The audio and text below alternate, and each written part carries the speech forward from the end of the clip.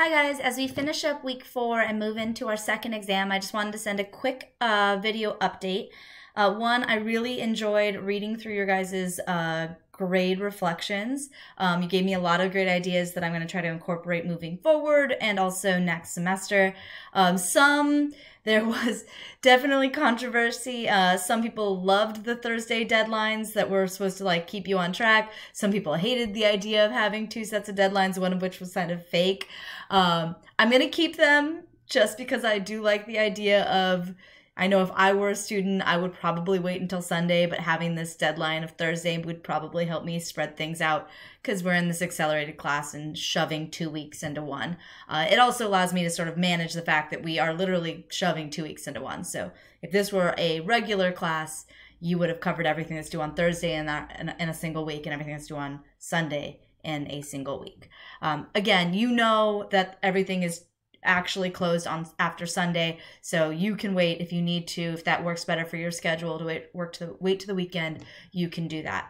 I wanted to show you guys a couple of things that are coming up. So I posted this week's module, or this coming week's module, the one that's upcoming that has exam 2 and ET.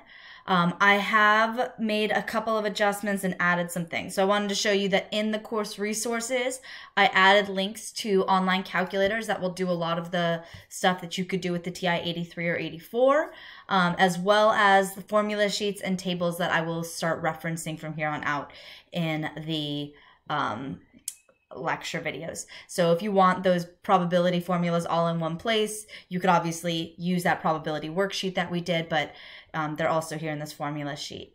I also have in here a binomial cheat sheet and a normal cheat sheet.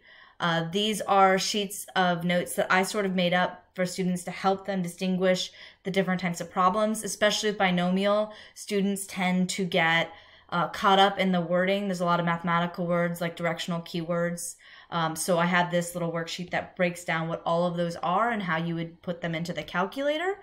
I also have a normal worksheet, which you can see sort of just tells you direct questions, what you would be doing. And then you can use either the normal calculator that I put up or your graphing calculator.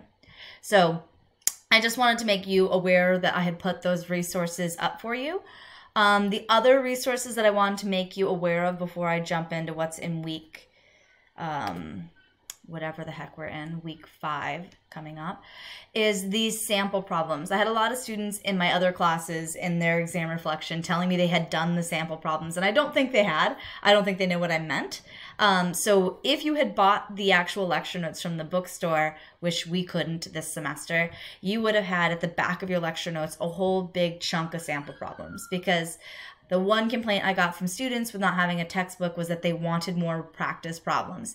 So for each section, I have these sample problems up that you can work through as additional practice problems.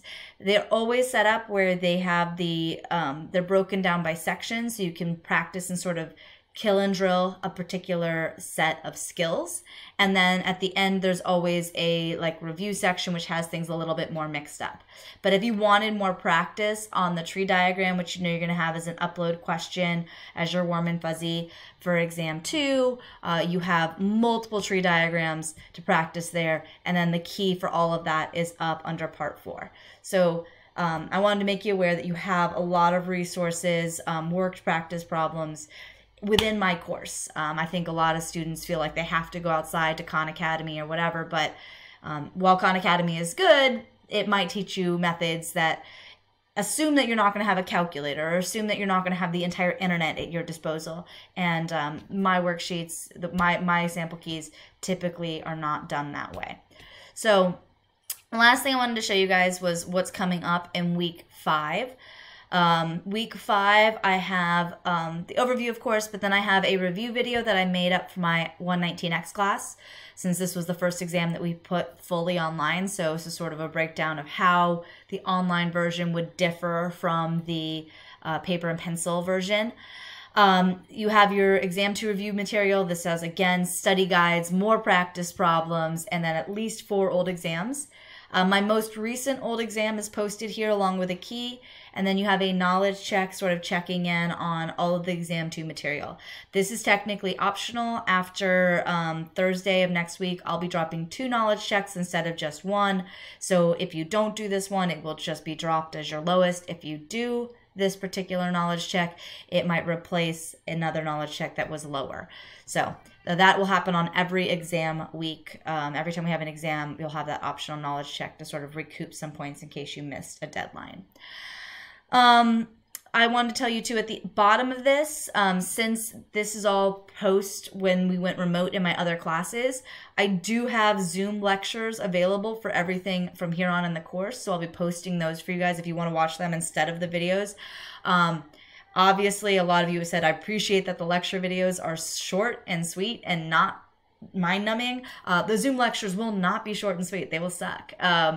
They will be long because they are from my actual classes where we met synchronously. So I just want to throw that out there that you can, of course, watch those. They're going to be long. It is not going to be very exciting.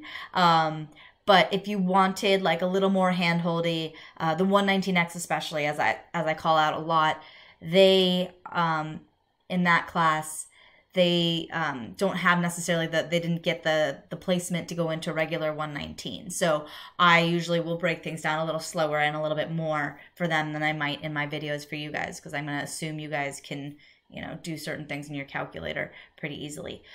So I just wanted to make you aware of all that stuff that was there. I'm posting up videos with this that will go through sort of a review and recap of the most important stuff in part 4, as well as the most important stuff from the first half of week 4.